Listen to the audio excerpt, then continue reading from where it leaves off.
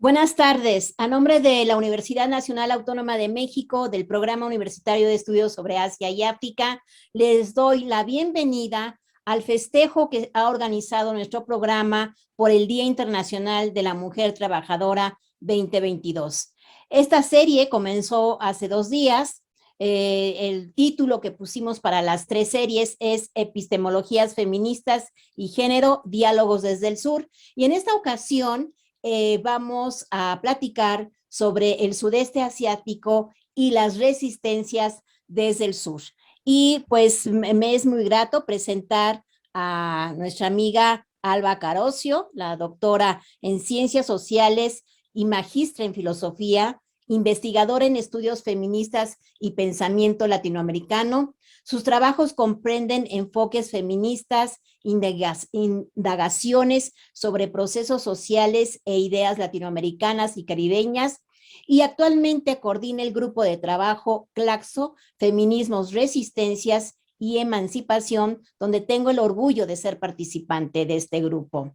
También ella es autora de publicaciones que se pueden encontrar en albacarocio.wordpress.com y actualmente dirige una excelente revista, la Revista Venezolana de Estudios de la Mujer, que publica el Centro de Estudios de la Mujer de la Universidad Central de Venezuela, centro del cual ella fue directora y coordinadora de investigación. Además, es profesora titular de la Universidad Central de Venezuela, es también investigadora del Centro de Estudios Latinoamericanos Rómulo Gallegos y del Centro Internacional Miranda. Es profesora invitada en el Consejo Latinoamericano y Caribeño de Ciencias Sociales, CLACSO, en el Diploma de Justicia de Género y Políticas Públicas, y también de la UNAM y Fellow de CALAS. Y sus últimas publicaciones son Mujeres viviendo la pandemia en Venezuela, publicado por CLACSO el año pasado, y la emancipación desde los feminismos latinoamericanos y caribeños en Cuadernos del Pensamiento Crítico Latinoamericano, publicado en el 2020. Bien, pues querida Alba, te paso el micrófono para que inicies la moderación de este gran evento. Muchísimas gracias, Alba, y bienvenida aquí a la plataforma del PUEA y a México y América Latina. Bienvenida. Bueno, muchísimas gracias, Alicia. Siempre un honor estar con ustedes y además un aprendizaje para mí. Bueno, estoy contentísima de participar en este conversatorio y participar en el grupo del POEA. Entonces, bueno, vamos sin más trámite, vamos a ir comenzando con los diálogos que serán con toda seguridad muy enriquecedoras para todas y todos los presentes.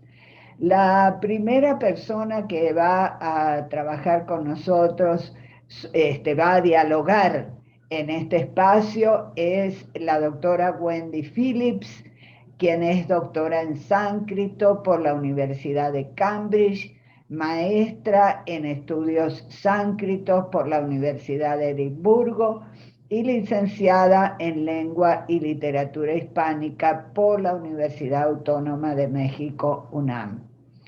Su tesis doctoral obtuvo el DICA Award to the Understanding Doctoral Dissertation on Sanskrit, otorgado por la Asociación Internacional de Estudios Sánscritos. Actualmente es investigadora titular del Centro de Estudios Clásicos del Instituto de Investigaciones Filológicas de la UNAM, en donde se dedica al estudio de la India clásica. Desde enero de 2012 funge como directora regional para América Latina del IAS.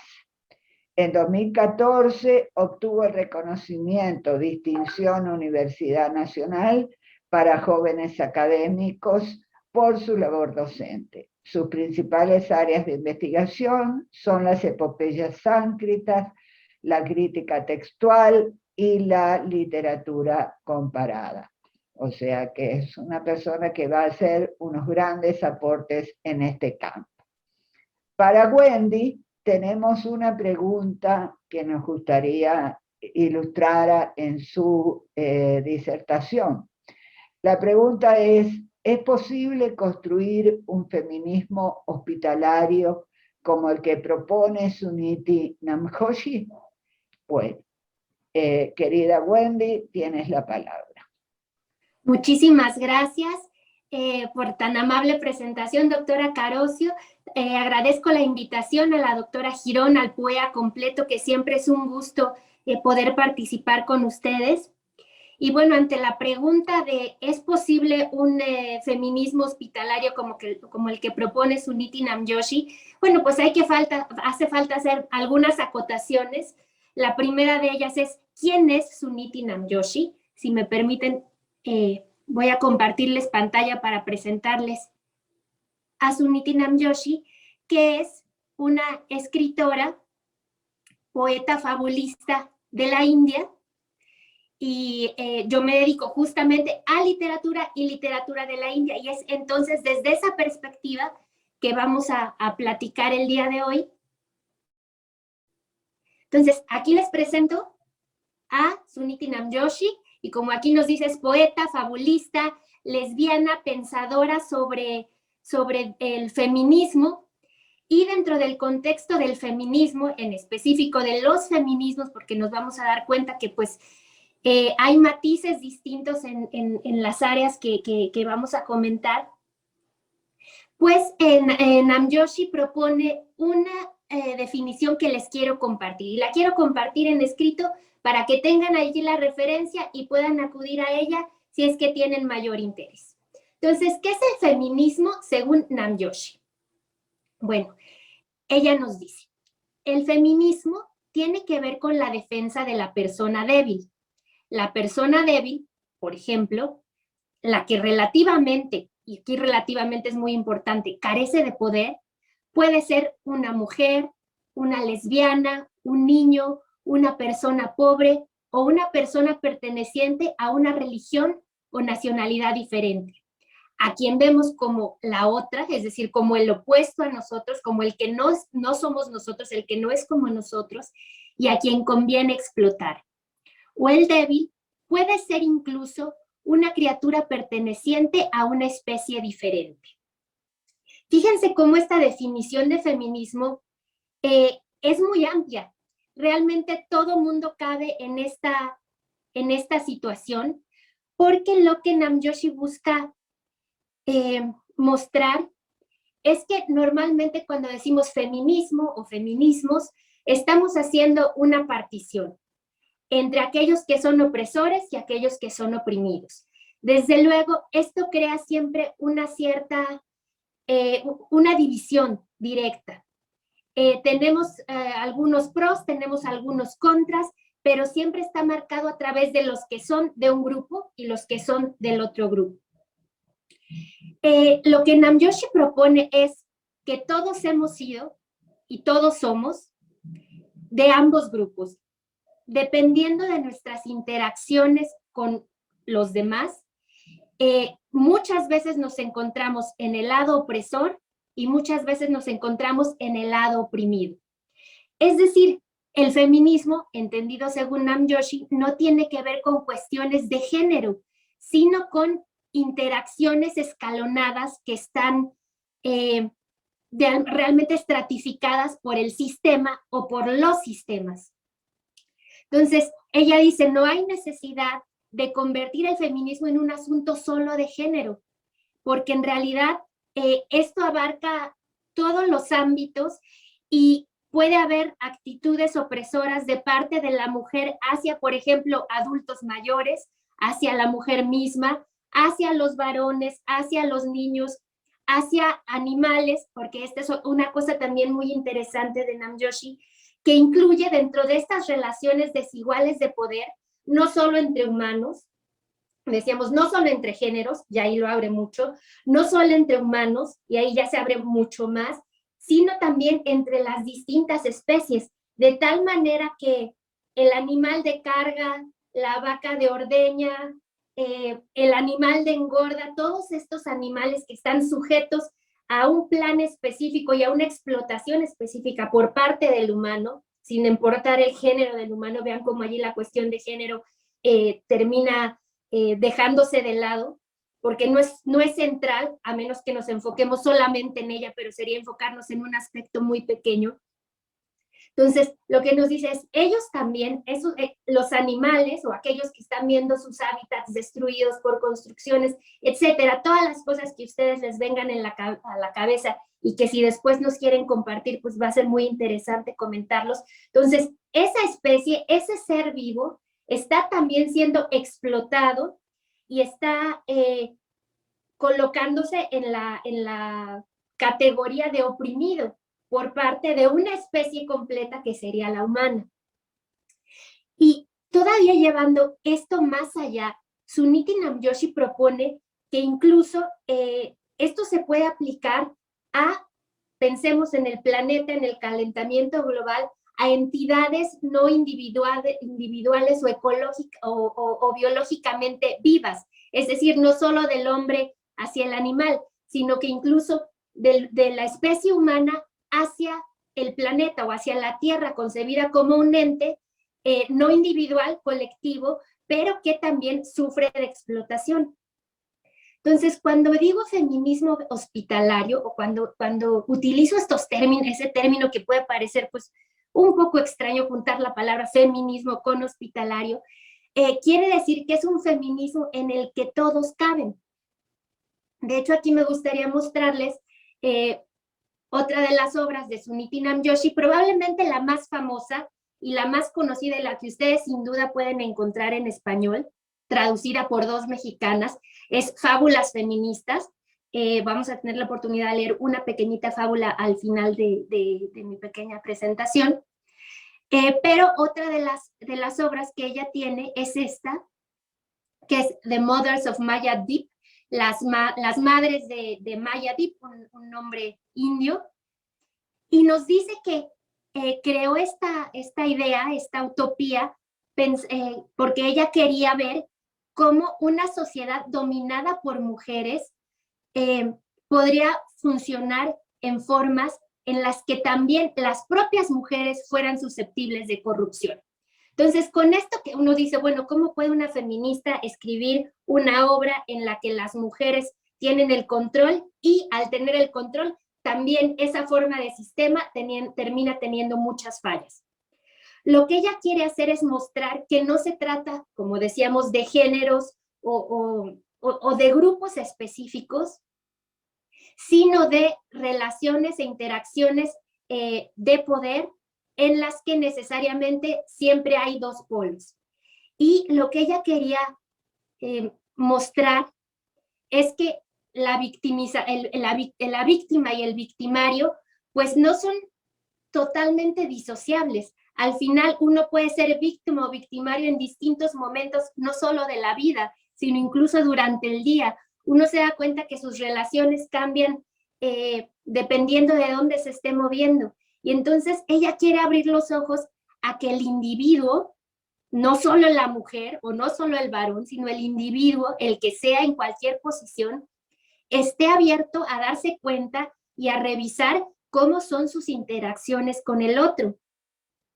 Porque yo puedo, por ejemplo, salir de mi casa después de haber recibido un maltrato y después a mi vez entrar en otro ámbito y ejercer también algún otro tipo de maltrato hacia una persona de mayor edad o hacia una persona de menor edad, hacia algún ser distinto que en ese momento se encuentra en una relación distinta conmigo de la que yo acabo de salir. Entonces, lo que Suniti Namjoshi nos quiere mostrar es esta cuestión de la víctima y el victimario. Somos todos cabemos.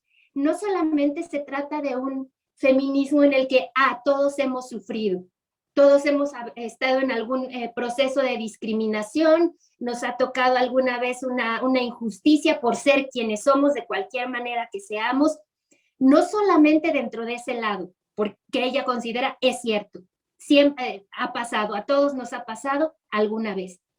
Pero lo más importante es ponernos también del otro lado, y nosotros también hemos causado muchas veces sin meditarlo, muchas veces sin identificarlo, hemos sido opresores de los otros por cuestiones de sistema o simplemente por falta de digamos, de conciencia, de estar viendo exactamente qué es lo que está mediando mi relación con el otro en algún momento específico.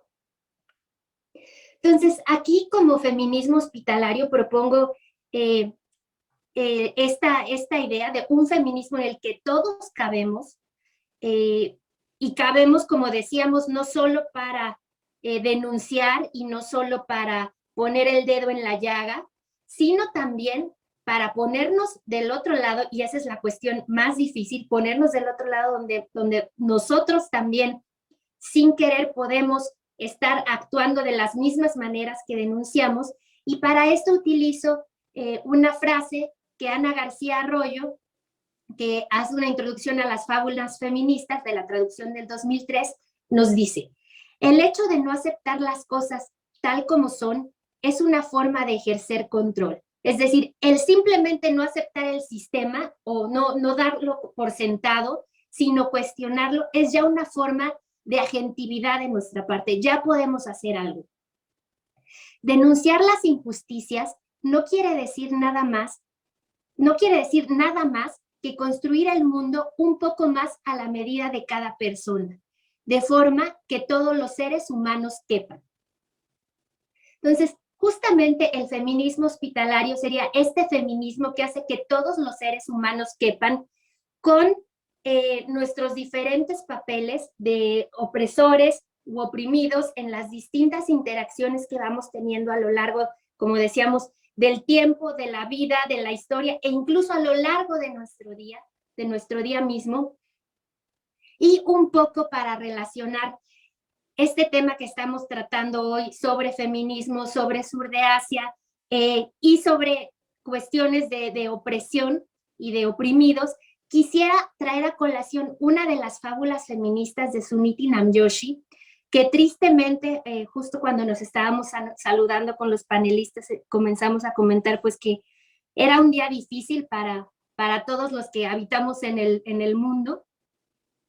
Y bueno, quisiera comentar leerles compartir esta fábula con ustedes y dejarles que estas cosas resonaran en ustedes a todos los niveles que ustedes les permitan. De género, en política internacional, como conciencia individual, etcétera, etcétera. Entonces, estas se las dejo para ustedes para que las reflexionen y en un ratito volvemos a comentar. Es la fábula del gigante de Suniti Namjoshi, parte de las fábulas feministas. Y dice: en los sueños del gigante, su madre lo reprende, su padre lo golpea, y todos los otros niños se ríen de él y lo molestan. Solo el perro quiere ser su amigo. Anhela crecer más hasta tocar el cielo. Y en algunos de sus sueños en verdad crece, pero el cielo retrocede, y su madre y su padre no cambian en absoluto. Con esto quisiera cerrar mi participación. Muchas gracias. Muchísimas gracias, Wendy. Un aporte, bueno, pues interesantísimo del corazón, ¿no? Y además un aporte muy importante en estos momentos históricos. Me parece a mí que es realmente una reflexión de gran importancia. Bueno, ahora vamos a recibir a Natalia Rivera, que va a ser la segunda persona integrando este conversatorio. Bueno, vamos a presentar a Natalia. Natalia es licenciada en Relaciones Internacionales por la CIPS UNAM, maestra en Relaciones Económicas Internacionales de la Facultad de Economía de la Universidad de Colima, con estudios de doctorado en Relaciones Internacionales por la UNAM. Es profesora del Centro de Relaciones Internacionales en las modalidades de sistema escolarizado, abierto y a distancia. Actualmente imparte unas materias de gran importancia: China, sureste de Asia, Asia y Pacífico, y estudios globales y complejidad. Impartió también las materias Relaciones actuales de México con Asia-Pacífico, Política exterior de China y Rusia, expresión oral y comprensión escrita.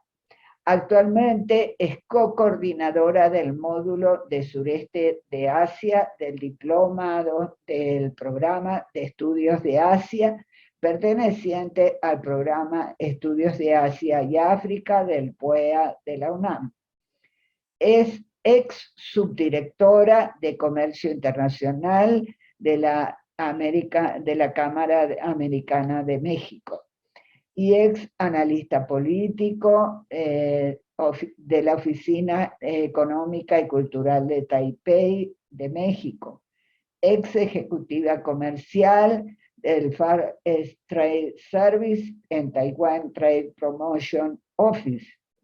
Realizó los cursos Diplomacia y Medios de Comunicación de la Universidad Complutense de Madrid, España, Estrategia y Negociaciones Internacionales en Asia-Pacífico, así como Asia-Pacífico, el Mercado del Futuro en la Universidad de las Américas.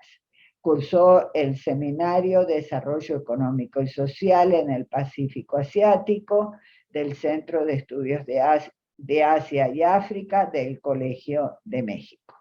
Bueno, Natalia tiene, como ustedes ven, una amplísima experiencia en la temática que va a desarrollar y nos va a enriquecer seguramente también muchísimo con su presentación. Para Natalia tenemos una pregunta que es también así como disparadora de la conversación, que es la siguiente: pasado y presente, tradición y o ruptura. ¿Cuál es el papel de la mujer en el sureste de Asia? Bueno, Natalia, tienes la palabra. Te escuchamos.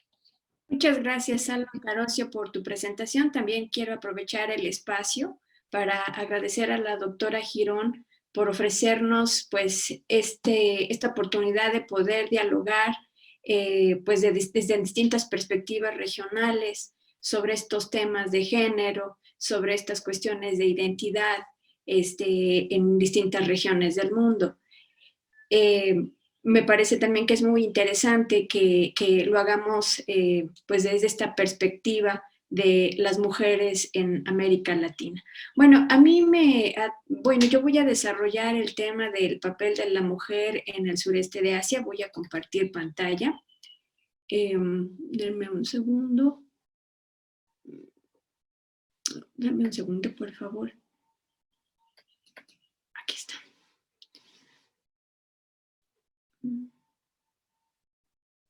Ahora sí. Ya. Bueno, vamos entonces a hablar sobre el papel de la mujer en el sureste de Asia.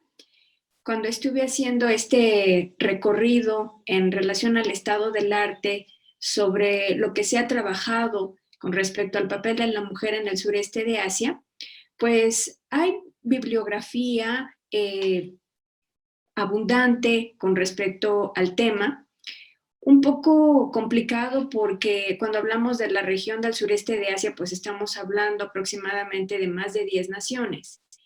Y las perspectivas o los estudios que se hacen sobre la mujer, pues también se pueden dividir por etapas y cada una de estas etapas nos dan referencias muy particulares sobre el papel de la mujer a lo largo de un largo periodo de tiempo que abarca desde el siglo XIII hasta nuestros días. En estas lecturas uno puede observar que el papel de la mujer a lo largo de toda esta trayectoria pues es muy variable, es muy distinto y hay una gran cantidad de factores que están presentes para explicar el papel de la mujer.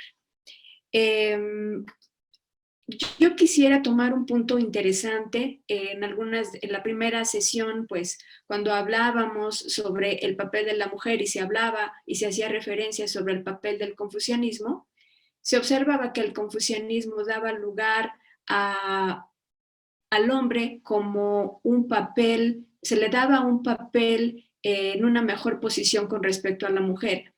Me parece que cuando uno estudia el tema de las religiones en el sureste de Asia, en relación al hinduismo, al budismo y al islam, que son corrientes que vienen del sur de Asia, que vienen de Arabia, pues el punto es que no difieren mucho sobre el tema del confucianismo. Me parece que en el hinduismo creo que también hay una preferencia con respecto al papel y a los roles masculinos con respecto a los femeninos. Incluso se tiene la concepción en el hinduismo que el hecho de reencarnar mujer es porque esto es resultado del comportamiento en la vida pasada. Pero también en el caso del budismo, a pesar de sus distintas corrientes, Mahayana o Theravada, el budismo también le otorga un rol protagónico al hombre. Y en el caso del islam, pues me parece que la situación no cambia mucho. Sin embargo, hay algunos otros elementos que tienen que ver, por ejemplo, con el tema de la tradición, con el tema de las costumbres, que pueden en un momento dado mejorar un poco la posición del hombre frente a la mujer en estas sociedades. Las sociedades del sureste de Asia pues son sociedades muy heterogéneas y en este sentido esta heterogeneidad religiosa, étnica, lingüística, en relación a las tradiciones, pues cuando están presentes en una sociedad, estos van a ser factores que van a influir en una mejor posición de la mujer frente al hombre o no. En las sociedades del sureste de Asia tenemos distintos patrones. Hay una prevalencia al sistema de carácter patrilocal, donde hay un predominio y una preferencia hacia el varón, pero también tenemos sociedades matrilineales. Y en algunas sociedades del sureste de Asia podemos observar incluso un patrón combinado que es el patrón bilateral. Esto quiere decir que tanto hombres y mujeres tienen las mismas oportunidades. Hay una característica en el sureste de Asia y es que se observa un predominio de la sociedad patrilocal. ¿Esto cómo lo observamos en el panorama del sureste de Asia? Bueno, se observa que hay un déficit de niñas frente a los varones con respecto al nacimiento. En algunos países se observa, como en el caso de Vietnam, que con respecto a la tasa de natalidad pueden nacer 106 niños con respecto a 100 niñas. Por ejemplo, en el caso de la etnia china, que está presente en prácticamente todo el sureste de Asia, en los casos de Singapur y Malasia se observa que la tasa de natalidad es de 108 hombres frente a 100 mujeres. En el caso de Malasia es de 107 hombres frente a 100 mujeres. Y en el caso de Indonesia, quizá la brecha es un poco menos drástica. Ahí se observa que la tasa de nacimiento con respecto al sexo es de 101 varones frente a 100 niñas. Sin embargo, lo que se puede observar una vez que las niñas nacen es que la situación de las niñas no es una situación fácil, es una situación bastante complicada y en una sociedad patrilocal, cuando nace una niña, se tiene el concepto de que una niña es una fuerte carga económica para la familia. Esto da lugar a que las familias que prefieren varones decidan abortar a las niñas. Incluso cuando las niñas han nacido, niñas recién nacidas, por lo general la familia toma la decisión de asesinarlas después del parto. Las cosas no son tan fáciles para aquellas niñas que comienzan a crecer y se observa que las niñas durante la infancia tendrán menores oportunidades de vivir que los hombres. Esto se debe a una falta de atención médica y a una alimentación deficiente. Por lo tanto, muchas niñas no van a llegar a la expectativa de vida que puede ser de 70, 80 años en el sureste de Asia. Quiero tomar también dentro del conjunto del sureste de Asia un caso que me parece interesante y que es el caso de Indonesia. La pregunta es, ¿Indonesia por qué?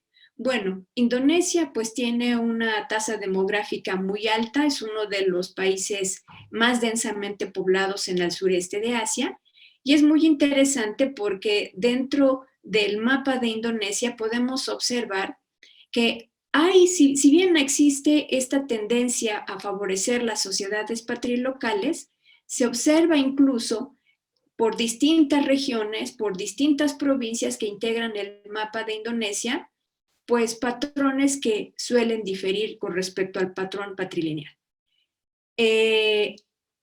¿Cuáles son los factores que están presentes y que de alguna manera pueden hacer que una sociedad sea una combinación de un sistema patrilocal y un sistema matrilocal?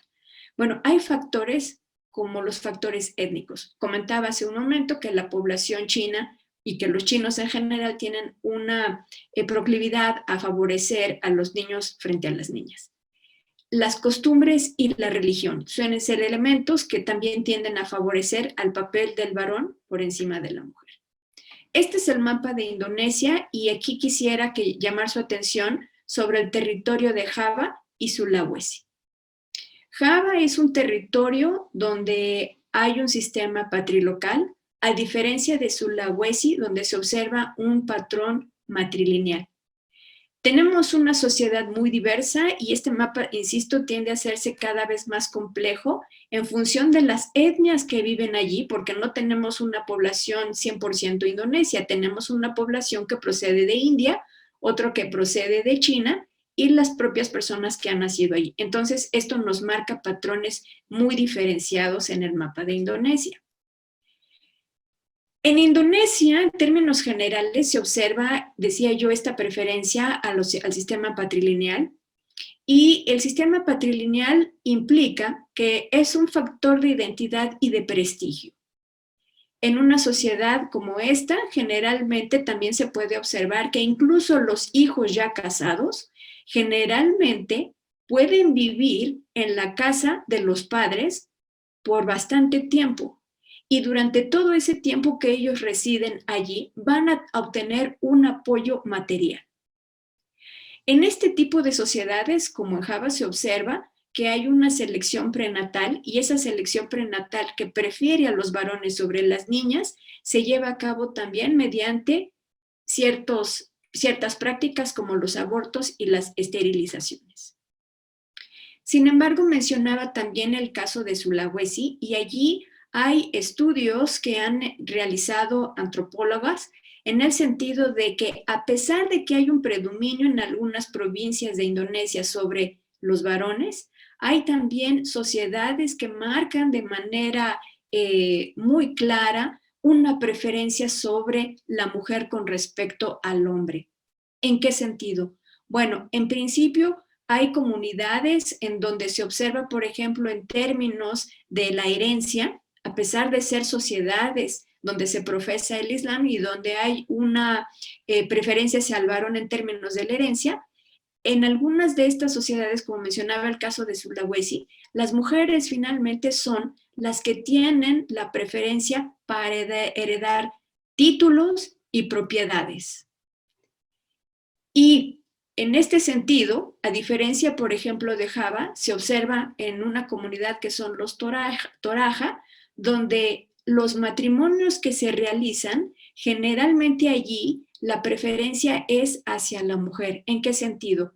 Que las mujeres al casarse, como en el caso de Java, las mujeres van a recibir apoyo material por parte de la familia materna. Incluso si la pareja que se ha casado decide cambiar de lugar de residencia y va a radicar en el lugar de residencia de la familia de la mujer, generalmente si se construye una casa, esta casa, en el momento en que haya un divorcio, no será para el varón, sino para la mujer. Aquí se busca asegurar a la mujer en términos de propiedad. Y algo muy interesante también, se puede observar incluso cuando yo hablaba al inicio del pasado de las sociedades precoloniales antes de que llegaran los occidentales a la región del sureste de Asia, se observa, por ejemplo, también en la población de Minangkabau, que allí prevalecía un sistema bilateral, donde el poder donde las posiciones políticas las ocupaban tanto hombres como mujeres, y la autoridad era compartida por ambos. Bueno, quisiera un poco dejarlo hasta aquí porque creo que tengo un poco de tiempo. Lo dejaría allí para hacer comentarios al final de la exposición. Muchas gracias. Bueno, muchísimas gracias, Natalia. Ha sido una presentación, bueno, que nos deja muchísimas ideas para el debate, para la reflexión, muy ilustrativa, realmente de mucho peso para que podamos iniciar a hacer reflexiones y diálogos. Y ahora vamos a nuestra tercera ponente del día de hoy, que es la doctora Karina Vidaseca, ¿no es cierto?, de amplia trayectoria también en la temática del feminismo decolonial particularmente.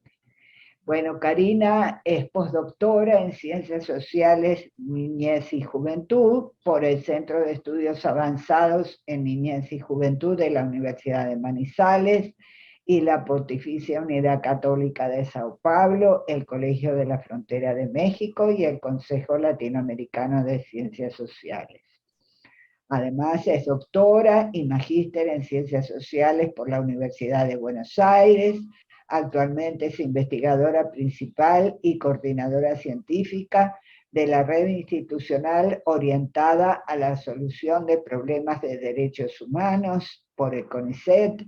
Fundó y codirige el núcleo sur de estudios postcoloniales, performáticos, identidades afrodiaspóricas y feminismo.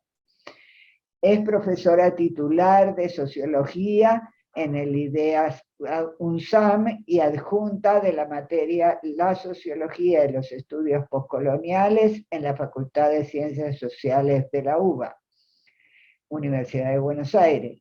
Dicta cursos de posgrado en distintas universidades nacionales y extranjeras. Coordina el programa tricontinental Sur-Sur con África, América Latina y Asia, ¿no es cierto?, en relación con Claxo, Codesdria e Ideas, y las especializaciones en epistemologías del sur de Claxo y en estudios afro-latinoamericanos y caribeños de Claxo y Flaxo Brasil. Dirige proyectos de investigación sobre colonialidad, interseccionalidad, antirracismo, estética feminista y descolonial y cambio climático y género. Dirigió la investigación reciente Impactos de COVID-19 en la vida de las mujeres y es autora de innumerables libros y publicaciones. Bueno, muy bienvenida, Karina. Para ti tenemos una pregunta desde el programa Sur-Sur y Claxo. Se hace la pregunta: ¿cómo es posible abordar las marcas de la guerra colonial en Vietnam como cuerpo-territorio a partir del trabajo de la escritura y etnografías posheroicas con intelectuales asiáticas? Karina, querida, tienes la palabra. Muchas gracias, Alba, querida. Muchas gracias, Alicia, a Vania por esta invitación y a las colegas, mis saludos, admirando la participación de ustedes, ¿no? En este día tan difícil, como decían Perdona las que, compañeras. perdonen Sí. que interrumpa, pero tiene que dejar Natalia de compartir su pantalla. Sí, es lo que estoy tratando de hacer. Ahora lo hago. Listo, Sí. gracias. Muchas gracias, Alicia. En este día, como mencionaba, tan complejo, tematizar al menos esta temática, creo que nos trae como un girones de memoria, ¿no? Como dirían las escritoras vietnamitas a las cuales convoco para esta conversación, ¿no? Me gustaría entonces comenzar con esta imagen, no sé si se está viendo bien, ustedes me informan. Sí, se está viendo, aunque debes bajarlo un poquito para que se vea todo. Sí. Perfecto, muy bien. Aquí estamos viendo una imagen muy sentida de la artista argentina Liliana Porter, que muestra esta foto que había salido en los años de la guerra de Estados Unidos, como le llama la población de Vietnam, que tituló y reza de este modo: This woman is norvietnamita, sudafricana, puertorriqueña, colombiana, black, argentina, mi madre, mi hermana, tú y yo, ¿no? Creo que este texto es muy interesante porque obviamente nos convoca, ¿no?, a la discusión de hoy acerca de cómo las teorías feministas, tanto anticoloniales como descoloniales, nos permiten tener una visión, una perspectiva de análisis sobre las guerras que amerita, creo, al menos poner sobre la mesa algunas cuestiones centrales, ¿no?, que han sido colocadas desde tiempos muy ya pareciera lejanos, pero que se actualizan en el día de hoy, y que hacen, por supuesto, a la discusión acerca de cómo trabajar con esas marcas de la guerra colonial, ¿no? Cómo trabajar, sin dudas, con esas marcas que permiten también hablar de un concepto que yo vengo trabajando desde el libro que escribimos conjuntamente con Jinping y que salió publicado por PUEA, que se llama Colonialidad y Género en China y América Latina, y que es el concepto de cicatrices coloniales, ¿no?, que tiene mucho que ver con la literatura de cicatrices en China, ¿no? Y desde ese lugar y también desde ese concepto me interesaba la discusión de hoy, ¿no? Entonces, cuando vemos esta imagen y nos preguntamos acerca de cómo se aborda el trauma en las mujeres, sin dudas también nos pensamos en algunos momentos claves de la historia del feminismo y de la historia también en la cual han llevado, por ejemplo, a guerras como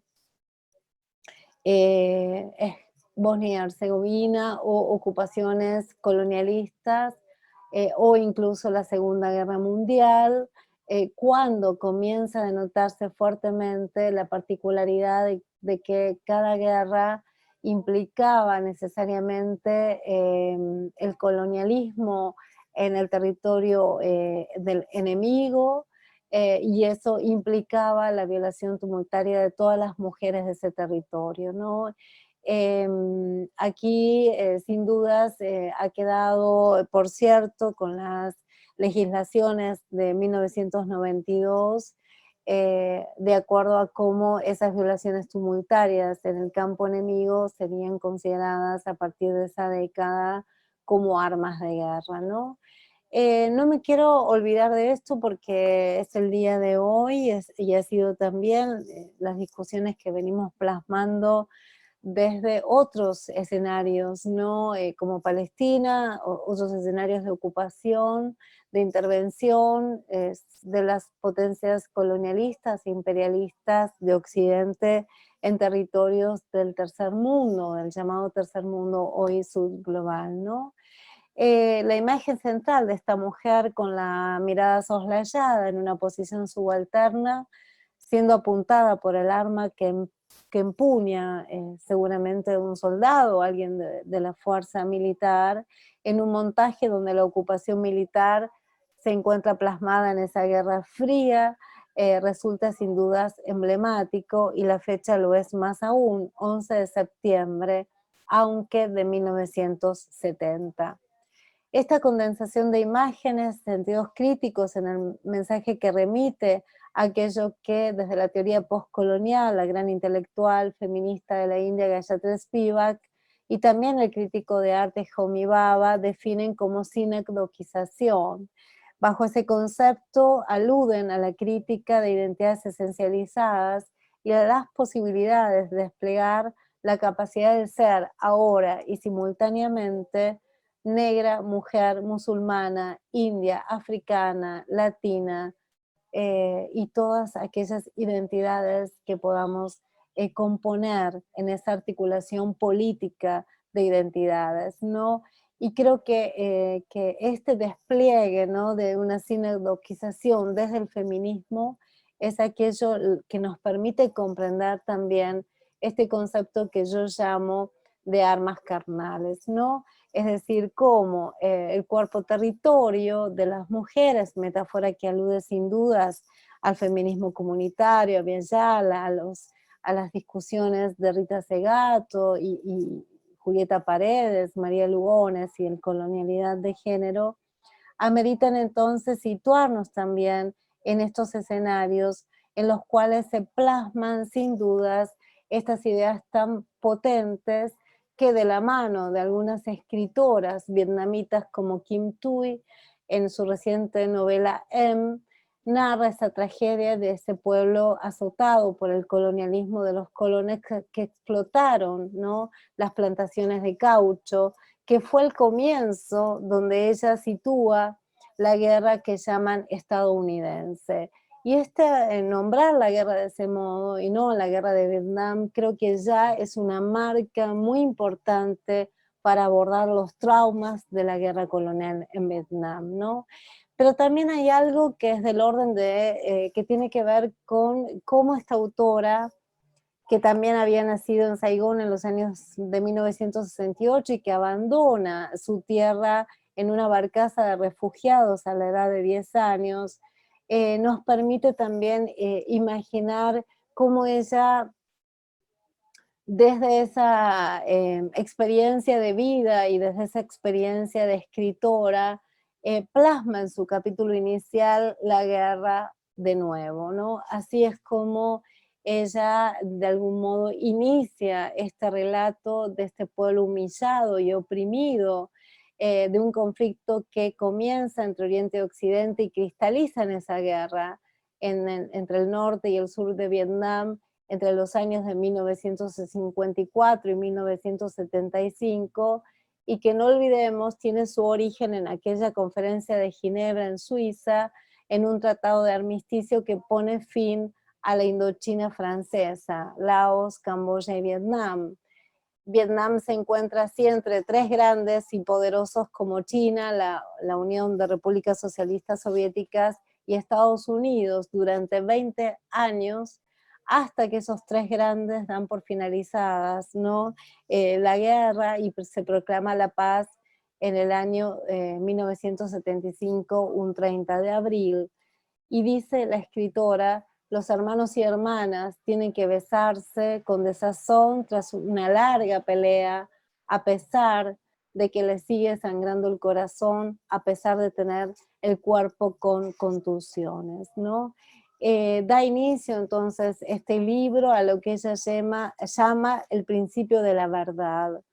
Es decir, cómo disponer a contar la verdad, dice la autora, o al menos historias verdaderas, pero de forma parcial, incompleta, ¿sí?, aproximada, ¿no? Y me parece que es muy interesante cuando uno lo vincula, sin dudas, con otra gran escritora vietnamita que es Trinh My Ha, que ha inspirado la discusión de la corriente también postcolonial sobre un film muy interesante que se llama Forgetting Vietnam, o Olvidamos Vietnam, ¿no?, en el cual esta directora va a hablar de cómo esa guerra ha sido espectacularizada, ¿no?, y se transforma luego en un objeto de consumo por el turismo. La autora habla de un hada que llora todo el tiempo en el punto sensible, ¿sí?, de Vietnam, y ese llanto no se escucha, ¿sí?, pero llora constantemente, ¿no? Es una poética muy bella, pero también muy profunda y muy dramática, sobre necesariamente lo que vivió ese pueblo humillado y cómo se reconvierte esa historia en lo que ella cuestiona en términos de la guerra espectacularizada y la transformación de Vietnam en un objeto de turismo, ¿no? Hay un libro muy interesante, es uno de los más conocidos, que se llama Mujeres, Nación y Otros, ¿no? En este libro Trinh My Ha va a trabajar acerca de diferentes conceptos. Fundamentalmente también se pregunta acerca de esa escritura de mujeres, ¿no? ¿Dónde se sitúa esa escritura cuando hay que reflexionar y trabajar sobre esa lengua? Pero también hace una crítica muy interesante a la antropología, como lo que ella llama la conversación científica de hombres con hombres, ¿no? De hecho, hay una construcción de esa idea de un nativo, entre comillas, que va a la discusión de lo que ella llamó el gran maestro, aludiendo sin dudas al principio Malinowski, ¿no? Y luego también, en un sentido más amplio, a todos los maestros, ¿no? Allí de hecho, hay una idea muy interesante en esa crítica hacia una antropología heroicista o de contenido heroico, ¿no? Y también hay una emergencia de lo que ella llama storytelling, ¿no? O contar cuentos, ¿no? De hecho, uno de sus capítulos se llama Cuentos de la abuela, y cómo en ese relato donde las teorías y verdades, mediante ese acto de contar cuentos, comienzan a transmitirse oralmente de madres a hijas, de generación a generación, y ella habilita, ¿sí?, en la construcción de verdades parciales, ¿no?, verdades incompletas, como la llama también Kim Thuy, a partir de la idea de un vehículo para contar la verdad, que es el de contar cuentos, ¿no? Y creo que abre una ventana muy interesante acerca de cómo la verdad y realidad, cuento de historia, no está necesariamente atada, ¿sí?, a la historia oficial, sino necesariamente a la pregunta acerca de cuál verdad, ¿no? E inevitablemente la pregunta que surge es cómo la historia ha sido definida como una narración, no necesariamente ni objetiva, ¿no?, ni veraz, que nos da la naturaleza humana, ¿no? Y también es, de alguna manera, es volver a la poesía, es volver a la narración de los cuentos, a la historia oral, que también tiene ese costado que ella llama de reconstrucción de las memorias, ya no de la historia, sino de las memorias astilladas, que también se cuentan y se encuentran en los narradores, que son a menudo, dice ella, madres, brujas y profetas, ¿no? Pero también están los griots africanos, ¿no?, que son bien conocidos por ser poetas, narradores, historiadores, músicos y magos. Pero ¿por qué la verdad? ¿Por qué esa batalla es por la verdad y en nombre de la verdad, ¿no? Y ella dice, no recuerdo haber preguntado a mi abuela si la historia que ella me decía era verdadera o no. Tampoco recuerdo haber preguntado a mi abuela si lo que estaba leyendo era verdadero o no. Sabíamos que podía hacernos llorar, hacernos reír o temer, pero nunca pensamos en decirnos, esto es solo una historia. Una historia es un cuento, no tiene la necesidad de aclararse, porque no tenía tal cosa como esa aceptación ciega de que la historia fuese literalmente verdadera. Tal vez si la historia se ha convertido en una historia cuando se convierte en verdad consumida, la imaginación puede permitirnos diferenciar aquella verdad de aquella fantasía o de la realidad, ¿no? Y la literatura, la historia, ¿no?, tanto las prácticas artísticas, el cine, son el espacio en el cual tanto Trinh My Ha como Kim Thuy van a elegir como esos espacios por los cuales aparece, ¿sí?, asolar la posibilidad de abrazar aquellas verdades parciales, ¿no? Y me parece que es un concepto muy interesante, al menos acerca de cómo se cuentan esas historias en los relatos intergeneracionales que raramente salen a luz, ¿no? Que están siempre en las historias de las familias también, ¿no? Los secretos familiares y en las historias acerca de cómo esas cicatrices coloniales marcan esos cuerpos, pero también se nutren de las memorias ancestrales, ¿no? Y de las posibilidades que nos da pensarnos en cómo se cargan en esos cuerpos, cómo esas marcas coloniales, esas heridas coloniales, pensando ya desde el enfoque decolonial, permiten al menos observar, ¿sí? La idea de que muchas veces y a menudo también las mismas prácticas feministas se tornan prácticas imperialistas, ¿no? Spivak decía, la forma de narrar el mundo es una forma de violencia epistémica, ¿no? Y creo que allí también hay mucho por hablar, hay mucho por decir y todavía hay mucho por contar. Dejaría aquí como para dar lugar entonces a la discusión. Muchísimas gracias. Muchísimas gracias, Karina, como siempre, súper inspiradora tu presentación, tus aportes.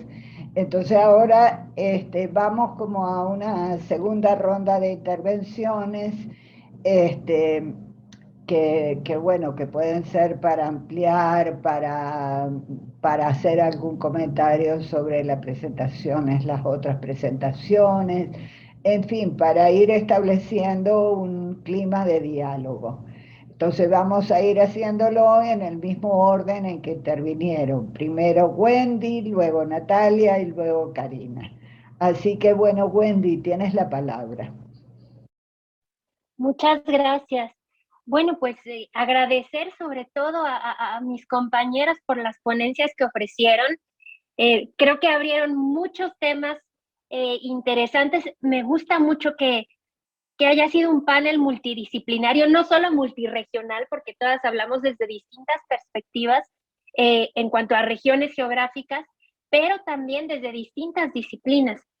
Me gustaría hacer a lo mejor solo dos comentarios muy breves, que son preguntas que dejo abiertas con respecto a la intervención de Natalia y cuando nos hablaba sobre todo de estas sociedades específicas donde la mujer tenía, pues, ¿cómo podríamos decir? Estaba más cuidado su entorno y se procuraba de alguna manera asegurar pues una cierta calidad de vida, por ejemplo, por medio de herencias y cuestiones así, pues me hizo pensar en qué irónico resulta a veces, por ejemplo, en el ámbito de la India, la ley tradicional era justamente que la dote, la herencia que la mujer recibía en el momento de su casamiento para justamente asegurarle pues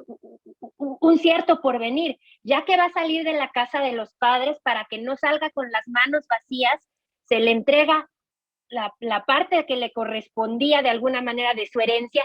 No se llamaba herencia porque heredar como tal solo era para los varones, pero la dote era la repartición de los bienes de la familia hacia las mujeres. Entonces, idealmente, o al menos en el código legal antiguo, esto era para beneficio de la mujer. Y sin embargo, vemos cómo a lo largo de la historia, incluso en la actualidad, la dote se ha convertido en una de las herramientas de represión y maltrato, porque justamente ocurre que el novio extorsiona o maltrata no solo a la mujer, sino a la familia de la mujer para que le sea pagado, para que le sea dado pues cierta cantidad de dinero, cierta cantidad de beneficios, etcétera, etcétera. Entonces, la dote que por principio pues debía servir para bien, termina reinterpretándose y resignificándose para mal, y muchas veces las muertes de mujeres han ocurrido justamente por el tema de la dote. Entonces, bueno, eso lo quería comentar porque me hizo pensar la ponencia de Natalia mucho en esas cuestiones que se piensan de una manera y terminan resultando de otra. Y en cuanto a la de Karina, me gustaría comentar que también agradezco mucho ese paralelo o ese juego más bien que se hace entre la ficción y la realidad, y cómo a veces la ficción parece tener mayor capacidad de mostrar lo que fue la realidad, justamente por ese trabajo que hace de ligar las causas y las consecuencias. En una narración necesitamos tener causa y consecuencia, suceso tras suceso seguidos, y entendemos cuál fue el final porque entendemos cuál fue el principio, mientras que la realidad es un cúmulo de experiencias caóticas que nos va llenando de distintas impresiones y no siempre tenemos la capacidad de saber qué llevó a qué otra cosa, mientras que la ficción nos lo pone claro y por eso a veces nos parece que nos golpea casi en la cara. Bueno, es que así fue y esto fue lo que llevó a lo otro. Entonces, les agradezco mucho y hasta allí me gustaría dejar mi parte de discusión. Muchas gracias. Muchas gracias a ti, Wendy. Súper amable, súper hospitalaria, digamos así, tu reacción, súper hospitalaria. Bueno, entonces ahora Natalia, tienes la palabra. Sí, muchísimas gracias. Sí, de verdad que también pues ha sido una mesa muy interesante, efectivamente, por los distintos perfiles que tenemos con nuestros ponentes. Y pues sí, efectivamente, yo quisiera pues hacer un comentario sobre las dos ponencias y lo que quiero señalar es que la guerra de Vietnam efectivamente fue un episodio muy crítico para la población. Creo que el sector que vivió en carne propia pues la crueldad de la guerra pues fueron precisamente las mujeres durante la guerra, porque esto generó desplazamientos de sus lugares de origen y que muchas mujeres que pensaban que tenían una oportunidad de irse a las ciudades para encontrar una mejor oportunidad, no sé realmente qué situación fue mejor o peor, porque al final cuando llegan a las ciudades las mujeres que venían migrando del campo, porque ahí es donde se dio esta batalla, no había oportunidades en el campo por todos los exfoliantes que lanzaron los norteamericanos. Estas rutas por donde venía el armamento que mandaba China, Rusia, por Laos y Camboya, que incluso la guerra también se extendió allá.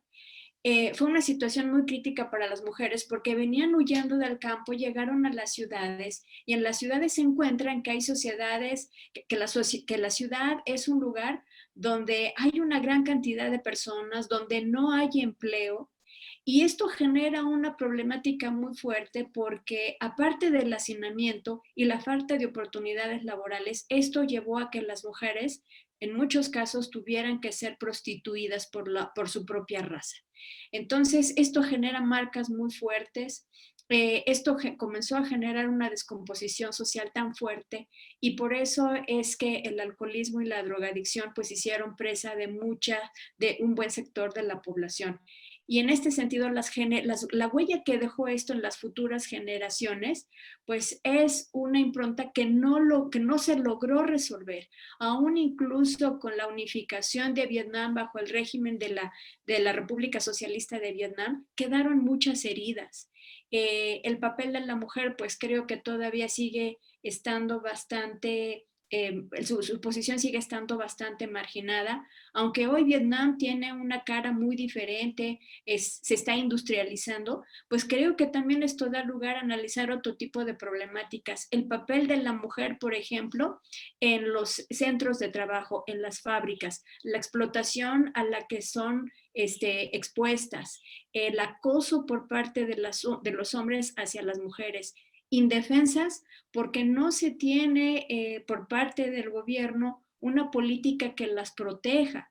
Entonces, en este sentido, creo que esto está presente en Vietnam y definitivamente esta serie de lecturas, estos cuentos, estas narraciones, pues sin duda alguna, yo creo que más que interpretar, yo creo que es la expresión en la vida misma, en la carne propia de las mujeres que han sufrido estas agresiones como resultado de la guerra. Muchas gracias también, Natalia, y bueno, escuchamos a Karina. Muchas gracias, realmente coincido con las compañeras, fue una mesa maravillosa, yo aprendí muchísimo de ustedes, de Wendy, de Natalia, escuché A veces creo que son temas que pareciesen que se tornan como especialistas, ¿no?, en los temas, y no hay posibilidad de una mirada integral, que es la que proponemos en términos sur-sur, ¿no? Y creo que al menos estas jornadas tuvieron esa, me parece, ¿no?, como ese desafío de ver que lo que sucede en las guerras obviamente son marcas muy, muy fuertes, sobre todo en los cuerpos de las mujeres, en los traumas coloniales, en las cicatrices, y que también implican algún tipo de lectura que tenga que ver con leernos desde esas representaciones y desde las formas de narrar la guerra. Siempre recuerdo también cuando Trinh Mija notablemente discutía la idea de este concepto que ella llama olvidar Vietnam, ¿no?, de cómo también la representación luego posterior a la guerra, ¿no?, implica desde un punto de vista de la pacificación, cuando siempre la pacificación también es un hecho complejo y violento, ¿no?, porque no quiere decir la antítesis o la ausencia de guerra, sino que son procesos que transcurren aún en periodos postguerra, pero donde esos cuerpos son lacerados, como dice la autora que allí cité, que me pedía una compañera, Kim Thuy, el cuerpo sigue sintiendo esas contunciones, ¿no? Entonces creo que aquí hay también algo del orden que tiene que ver también por de qué modo, o sea, transmitir, y creo que esa también es la tarea nuestra, ¿no?, de qué modo se transmite esto más allá de las formas que nosotros conocemos a través de las publicaciones o a través de los procesos judicializables, ¿no? Cómo también es posible narrar esa guerra desde las voces de esas mismas mujeres, que son voces que no se escuchan, que son voces que son silenciadas, esa metáfora del hada que constantemente llora, ¿no?, pero nadie escucha ese llanto, y creo que esa idea fuerza, creo que es una idea muy, pero muy hermosa también para poder al menos atravesar las experiencias de las mujeres que tienen que ocupar el cuerpo en las escenas de la guerra, ¿no? Muchísimas gracias, Karina, Natalia, Wendy. Es decir, creo que se ha hecho un panorama muy interesante y con muchísimas reflexiones para discutir, para seguir pensando, para seguir interactuando. Entonces, bueno, hay algunas preguntas que paso a plantearles, y bueno, quizá haya otras luego, ¿no es cierto? La compañera Irina plantea, bueno, creo que esto lo debe contestar Wendy. En el feminismo hospitalario, al parecer la sujeta de estudio ya no es la mujer. Entonces, ¿esto qué consecuencias tiene para los movimientos de mujeres y los feminismos en general? Y voy a leer de una vez la otra, que plantea, esto es súper importante, ya que la violencia es una conducta aprendida, que muchas investigaciones ya han encontrado que prevalece durante varias generaciones en una familia, ¿no? Esto es una reflexión sobre la guerra, sobre las violencias coloniales. Las personas comprenden que la violencia puede ser instrumentalizada y trasladarse a otros espacios, por ejemplo, la policía, las granjas industrializadas, etc. Entonces, bueno, también hay otra pregunta para Karina, que dice: buen día, doctora Vidaseca, ¿qué libro me recomienda para comenzar a leer a Rita Segato? Muchas gracias. Bueno, ya veo que la contestaste por el mismo chat, así que bueno, no hace falta contestar la viva voz. Entonces, bueno, creo que le damos la palabra a Wendy para que conteste lo del sujeto de los feminismos y del feminismo hospitalario, y luego Natalia y Karina, pues. Ok, Wendy.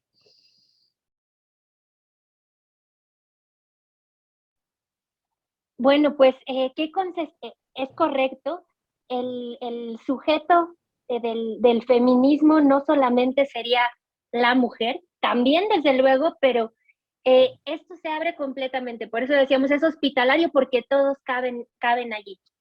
La cuestión aquí, ¿qué consecuencias tiene? Pues las consecuencias son muy profundas y tienen que ver en lo colectivo, pero también, sobre todo, y creo que es allí donde Namjoshi quiere hacer su mayor labor, en lo individual, en repensarnos nosotros mismos, en cómo actuamos con respecto al otro, quien sea el otro, sin importar si el otro es hombre, mujer, especie distinta, y sin importar nosotros desde dónde le estamos hablando. Es decir, si nosotros somos mujer, hombre, lo que sea. Entonces, más que estar mediadas esas relaciones por cuestiones de género, están mediadas por las interacciones mismas o por sistemas que de alguna forma son ciegos. Creo que lo que Namjoshi quiere apuntar es que el sistema es ciego. Por ejemplo, cuando vamos a quitarnos de algo que sea de género, vamos a tener al soldado torturando a un prisionero, los dos varones. El soldado tortura al prisionero, pero cuando se ha hablado con ellos, el soldado dice, yo no lo estoy torturando como individuo, lo estoy torturando porque soy un soldado y es mi labor, es mi papel, me lo pidieron y es lo que yo debo hacer, es mi obligación, yo estoy cumpliendo con mi deber. Allí vemos claramente cómo opera un sistema ciego. Entonces, un individuo tortura a otro, pero su narrativa es tal que él dice, estoy cumpliendo con mi deber, es ciego en ese aspecto.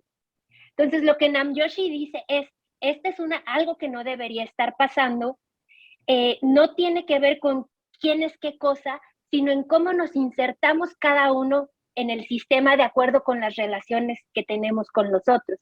Entonces, creo que lo que ella siempre quiere hacer es rebotarnos el asunto para que uno diga, tengo que pensarlo, lo tengo que decidir yo. No es si soy hombre, no es si soy mujer, no es si soy musulmán, no es si soy de ningún tipo de cosa, es cómo me estoy relacionando yo con el otro. Entonces, creo que las implicaciones son masivas, pero al mismo tiempo son individuales y nos las rebota a cada uno para que cada uno tome su decisión. Entonces, hasta allí lo dejaría. Muchas gracias. Bueno, muchas gracias, Wendy. Natalia, tu reflexión sobre esa violencia, que es una violencia también transmitida de generación en generación, ¿no? Porque es una gran violencia el aborto de los fetos femeninos, el asesinato de las bebés niñas, etc. Entonces, Natalia, tus reflexiones al respecto. Sí, creo que el hecho de nacer mujer en el sureste de Asia sí implica una violencia desde antes de la concepción de las niñas, porque bajo estos sistemas, pues se tiene esta preferencia hacia los varones y se busca por cualquier medio. Cuando la mujer es joven y se busca tener un hijo, podría tener dos niñas, pero enseguida se busca el varón. Y en la medida en que se va terminando la etapa de poder tener hijos, pues existe la posibilidad de no quedarse con ninguno y pues a veces se prefiere a una niña.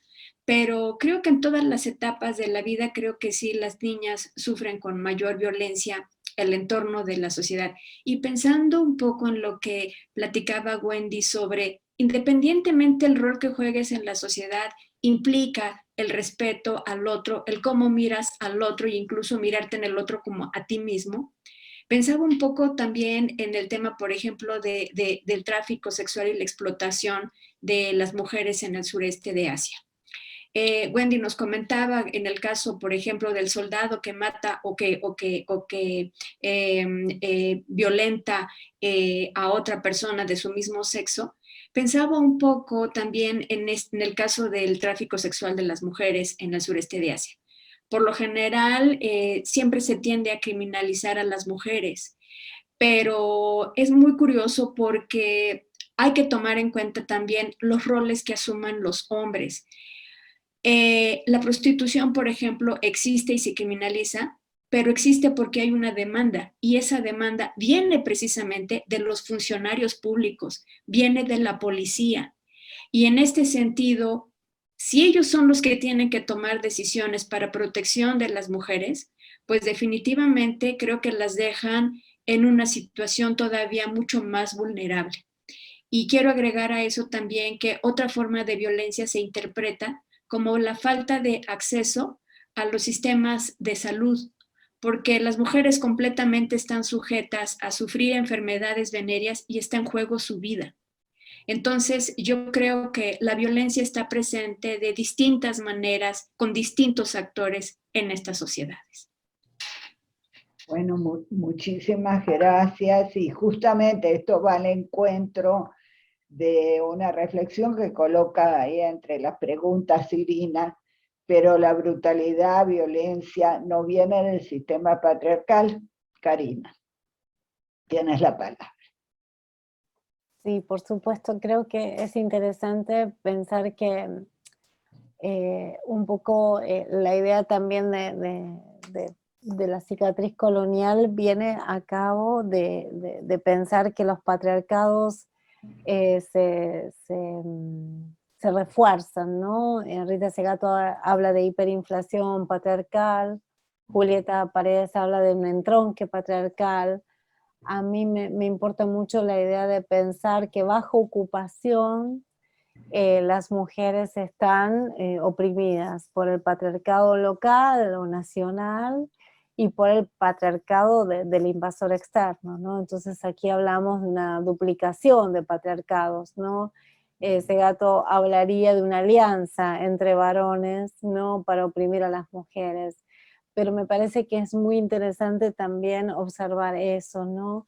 Si uno piensa en algunas lecturas, como las lecturas, por ejemplo, de Fanon, ¿no? En ese libro maravilloso y en el capítulo de Argel, que se llama Argelia se quita el velo, ¿no? Que es un capítulo muy interesante, Fanon advertía acerca de cómo la fantasía del colonizador francés, ¿no? Consistía en develar a esas mujeres, quitarles el velo, ¿no? Entonces aquí había una pugna muy interesante entre el hombre colonizado y el colonizador, ¿no? Y cómo de algún modo también Fanon decía, siempre el colonizador lo que busca en las mujeres es traerla para la causa propia, porque a sabiendas de que esa mujer educa a su familia, las puede llegar a educar en los valores de la revolución, ¿no? Entre comillas, ¿no? De lo que Occidente define en términos de liberación, ¿no? Entonces ahí creo que hay también una pregunta muy interesante que se hace Trimija, que tiene que ver con finalmente qué es la revolución o qué es la liberación, ¿no? Que es una pregunta creo que muy contemporánea, ¿no? Cuando un Estado pretende invadir en nombre de los derechos humanos, de la paz mundial, y termina oprimiendo, ¿no? A esas mujeres o tratándolas de salvar del yugo del patriarcado local, ahí también hay un gesto colonizador muy fuerte, muy impactante, que yo llamo esa retórica salvacionista, ¿no? Es decir, el discurso de vamos a salvar a esas mujeres está ligado a la intervención colonialista en nombre de los derechos humanos y de la igualdad de género y del fin de la opresión o de la liberación de las mujeres, ¿no? Así que creo que ahí hay una gran discusión también por hacer, ¿no? Bueno, muy bien, muchísimas gracias. Bueno, no sé si hay más preguntas que lleguen por otra vía. Por el momento por aquí no las hay.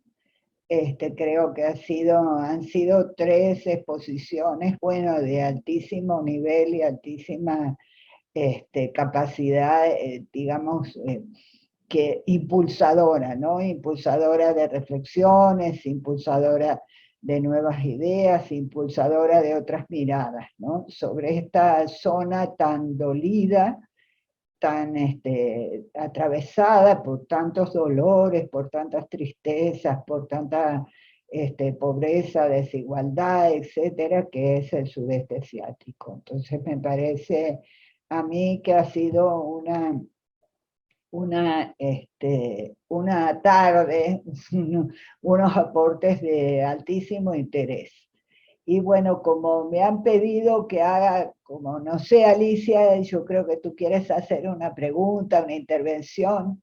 No, únicamente después de haber estado en estos 3 conversatorios, bueno, a mí me gustaría comentar que algo que me queda profundamente es que creo que las mujeres hemos nacido encadenadas, tal como lo presentó Radina, un hecho que recientemente acaba de suceder en China, y que definitivamente el ir construyendo una nueva suerte de liberación para las mujeres, pues es un camino que se ha recorrido desde muchos siglos atrás, pero que todavía hasta la fecha no somos mujeres libres de violencia.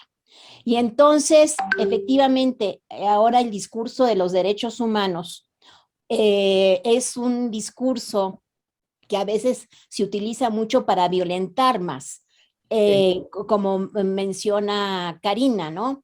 Y esta construcción patriarcal donde las niñas, una vez que nacen o son asesinadas o incluso desde antes son abortadas, creando un problema terrible, ¿verdad? Porque pues tiene que haber una división de sexos natural a nivel mundial. Entonces, sí, pues nos invita a seguir profundizando sobre estos temas. Entonces, como en algún momento también es muy importante esa posición que tiene la mujer como cuidadora y como responsable pues de la reproducción social, y no solamente como reproductora de la fuerza de trabajo, sino como reproductora de valores culturales que al mismo tiempo afectan a las mujeres, ¿no? Y otra cosa que voy a terminar porque haciendo alusión al himno de este grupo de Chile, las tesistas, donde acusan al Estado como un violador, pues efectivamente las estructuras de los gobiernos y el Estado en sí como una autoridad, en un sentido patriarcal, violenta constantemente las decisiones, incluso en los organismos multilaterales, en los organismos como Naciones Unidas, y que es un discurso que de alguna manera desde la academia, pues tenemos que ir profundizando mucho más, pues para ir liberando a las demás mujeres, ¿no? A las que no tienen el privilegio de estar en la situación en la que estamos nosotros. Y creo que nosotras como académicas, algunas como militantes, pues nuestro compromiso moral es tratar de que las mujeres y las niñas, las futuras madres, las futuras reproductoras de los valores de la sociedad, bueno, puedan ir rompiendo esas cadenas. Por mí sería esta reflexión y bueno, qué mejor que haber participado en estos conversatorios y pues yo agradezco a nombre del PUEA y de la UNAM que hayan estado aquí con nosotros y bueno, hay mucho, tenemos que seguir trabajando en ir rompiendo no solamente las cadenas, ir rompiendo el techo de cristal y techos que a veces son de acero, ¿no?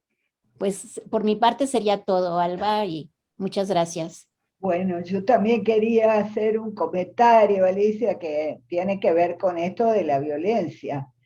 El sistema patriarcal, el patriarcado, es en sí mismo un sistema guerrerista, ¿no? Y hoy es un día que lo podemos decir con, digamos, con mucho fundamento, ¿no? Es decir, no sé, me da la impresión, les voy a decir algo así que a lo mejor es como demasiado, ¿no? Pero que si no fueran líderes masculinos los que tuvieran en esos, encabezando los estados, ¿no? Los estados que están implicados en todo esto, a lo mejor no se hubiera llegado al bombardeo, a la movilización de los tanques, es decir, cada uno de esos soldados que van ahí, como los que fueron a Vietnam, como los que desde Vietnam lucharon contra los americanos, son hijos de algunas mujeres, ¿no es cierto? Porque no Claro. habría otra manera que no sea esa.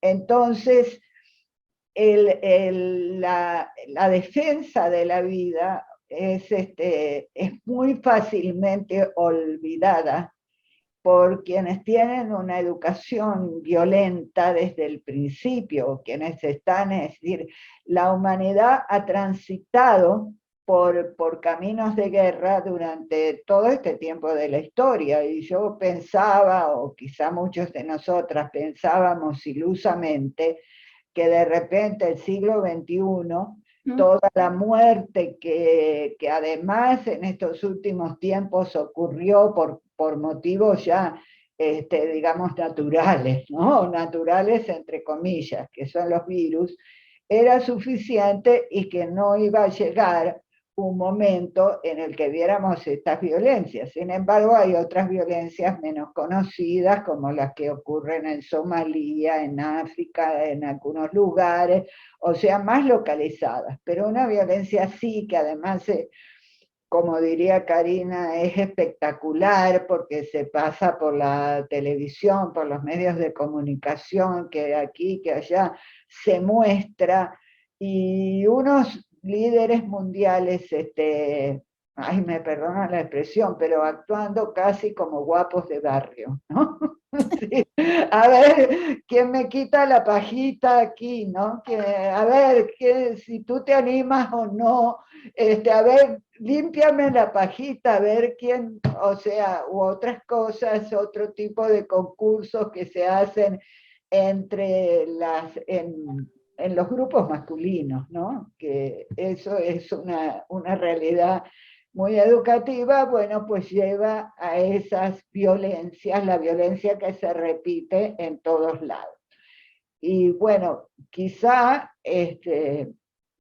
necesitaríamos mucho feminismo, muchas mujeres, pero así masivamente, para ver si en lugar de quítame la pajita, sería cuidemos esas vidas, ¿no? Que son hijos de alguien y que las madres y las hermanas y todos los demás van a sufrir, y como dice Karina, son heridas que no terminan con la guerra, ¿no? Que quedan ahí de manera permanente y que son siglos y siglos para cerrarse, como decía Irina en la reflexión, como planteaba Karina, como plantea Natalia, o sea, siglos y siglos para poder desocupar un poco de tanta violencia y tanto sufrimiento los territorios y el planeta completo. Bueno, no sé, me disculpa, tuve como una explosión por el día de hoy que me tiene pues, es decir, terriblemente conmovida. ¿Cómo puede ser que unos tipos grandes, viejos, y qué sé yo, sean tan sencillos, manden a morirse a un montón de gente? ¿No? A mí eso me parece absolutamente terrible, que se lo tomen tan como así, como guapo de barrio, mal. Entonces, bueno, retomando, para terminar con mi trabajo, retomando pues las ideas fuerza que han estado aquí planteando las compañeras el día de hoy. Yo, bueno, con temor, con profundo temor a equivocarme y a no ser lo suficientemente transmisiva y no haber podido captar todo bien, diría que hay algunas ideas muy importantes que se plantearon hoy. El feminismo en cuanto a defensa del débil, que es una idea muy fuerte, muy potente, que parte de Namjoshi y que yo creo que es una idea importante de retomar. Luego, la idea de una situación que se viene arrastrando, que se arrastra desde siglos de desvalorización, que lleva a la violencia en las sociedades patrilocales contra las mujeres, que también se relaciona con la situación de debilidad. Se ve a las mujeres débiles y necesitadas y por eso son desvalorizadas y bueno, eliminadas, pues, y toda la potente intervención de Karina, donde hay unas ideas muy fuertes como la de cicatrices coloniales y la de espectacularización de las guerras, ¿no es cierto? Con dos grandes reflexiones que me parece que atraviesan todo esto y sobre las cuales tendría que seguirse trabajando, es la idea de la ficción, de la relación afectiva con las historias, con la recopilación de historias, que nos permite enfrentarnos afectivamente a la realidad y quizá procesarla y permitir sanar heridas. Para terminar con una grandísima y enorme reflexión, que es la pregunta por qué es la liberación, que queda en el aire y para futuras encuentros reflexivos. Bueno, no sé si las compañeras quieren decir algo más, Alicia, etcétera, si no, damos muchas gracias, Andrea, que dice, no eres la única sintiendo y pensando así, gracias por verbalizar. Gracias, hoy es un día triste. Bueno. Sí, efectivamente es un día y ayer, justo ayer o no sé si hoy en la mañana leía un artículo de Verónica Malo donde planteaba la situación que hubo previa a la Segunda Guerra Mundial y cómo fue Hitler avanzando y nadie creía lo que él, todo el mundo creía en él y él iba avanzando silenciosamente hasta caer en lo que fue el nazismo, ¿no? Entonces, viendo ahorita los periódicos, bueno, es que tú no puedes entrar, lo que yo decía, en aras de limpiar un país, tienes que entrar por la fuerza, ¿no? Entonces, sí es una situación muy particular. Muchos de los encabezados de los periódicos, sobre todo del Wall Street y el Wall Street, que es el que estoy leyendo, pues dice que a partir de hoy el mundo ha cambiado y definitivamente también está una situación muy semejante como lo es la relación de Taiwán con China, ¿no? Entonces, pues se ponen las cosas muy difíciles y lamentablemente desde la crisis del 2007-2008, pareciera que las cosas no, los dirigentes y sobre todo, ya hablando desde el punto de vista de la economía financiera, los bancos centrales no han podido crear nuevamente nuevas fuentes de empleo, nueva riqueza, sino al contrario, hay toda una confusión en cuanto a las políticas, pues no solamente que se imponen en nuestros países, pero también en estas políticas monetaristas, y por eso es que hemos llegado a esta situación, y que si bien el COVID vino a manejar, a despertar y a ver todas las desigualdades, esto ya en algún momento se iba a explotar, y me parece que esto que estamos viviendo hoy es como no lo podemos creer, simplemente es como no puede ser posible, pero es una realidad. Entonces, pues se le enchina a uno el cuerpo de ver lo que está pasando, las noticias, las imágenes que están saliendo en estos momentos, la caída de los mercados de valores, el cierre de unas bolsas. Entonces, pues vamos a ver qué nos depara este futuro, pero por lo pronto, como académicas, creo que nuestro trabajo nos permite seguir profundizando y sobre todo romper esas cadenas con las cuales nacimos. Muchas gracias, Alba. Bueno, muchas gracias a todas, a todos, a todas las ponentes, Alicia en primer lugar, al PUEA y todo su equipo, a las ponentes, espléndidas ponentes, y a todas y todos los participantes que nos acompañaron durante esta tarde y durante todo el desarrollo de estos 3 días. Bueno, se acerca cada vez más el Día Internacional de la Mujer y tenemos muchos motivos para seguir trabajando y luchando. Bueno, muchas gracias a todos y terminen muy bien el día, si es posible. ¿Okay? Y nosotros nos quedamos